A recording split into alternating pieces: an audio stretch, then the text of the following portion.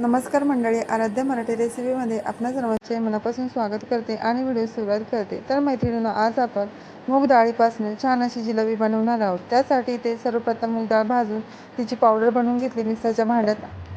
त्यानंतर आपल्याला इथे वाटण बनवून घ्यायचे, ते म्हणजे मिरची, शेंगदाणे, खोबरं, लसूण हव्या प्रमाणामध्ये घ्यायचे. त्याचं छान असं वाटण बनवून घ्यायचे, म्हणजे आपल्याला जिलेबीच्या पिठासाठी ते लागणार आहे आणि जिलेबीमध्ये घालण्यासाठी सुद्धा ह्याच वाटणाची गरज पडणार आहे. हे सर्व मिक्सरच्या भांड्यामध्ये थोडंसं ओबडधोबड बारीक करून घ्यायचे, जेणेकरून ते खाताना अगदी छान लागतं. आता एक वाटी इतकं गव्हाचं पीठ घेतले, त्यामध्ये ही पावडर ओतून घेतली. त्यानंतर जे मिश्रण बनवलेलं होतं मिक्सरच्या भांड्यामध्ये जाडसर, ते त्या अर्धा वाटी इतकं टाकून घेतले. आता त्यानंतर इथे गॅसवर लगेचच कढई ठेवून त्यामध्ये तेल टाकून फोडणी देऊन घेऊया.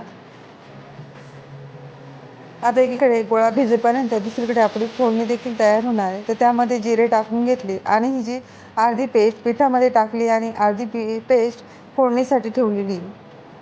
आता हे त्यामध्ये टाकून घेतल्यानंतर छान अशी परतून घेऊन त्यामध्ये अगदी थोडंसं पाणी टाकून घेतलंय आणि लगेचच जिलेबी ओळायला घेतली. तर या पद्धतीने छान अशी जिलेबी ओळून घ्यायची. तर मैत्रिणींनो, उडदाच्या पिठापेक्षा सुद्धा ही जी जिलेबी बनवतो ती इतकी छान लागते खायला. चव खूप भन्नाट लागते. एकदा नक्कीच ट्राय. ह्या रशाला उकळीसुद्धा फुटली आहे. आता या उकळीमध्ये लगेचच आपण जी जिलेबी ओळलेली आहे ती टाकून घ्यायची.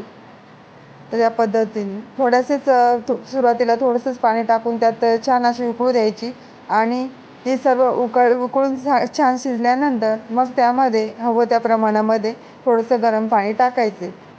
आता हे बघा, अगदी मस्त ही उकळल्या गेली आहे.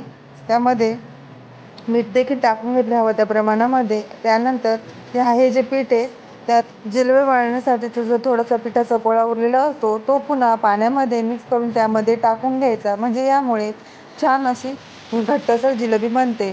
तर म्हणजे रसा जास्त घट्ट. तर काय मग मैत्रिणींनो, झाली ना अगदी कुळथाच्या जिलेबीला देखील मागे टाकणारी मस्त अशी गहू आणि गव्हाच्या पिठापासनं आणि मग डाळीच्या पावडरपासनं जिलेबी तयार. मग काय, मग तुम्ही देखील नक्की एकदा बनवा आणि असे शेअर सबस्क्राईब करायला विसरू नका. चला भेटूया असेच एका नवीन व्हिडिओ सोबत. काळजी घ्या. धन्यवाद.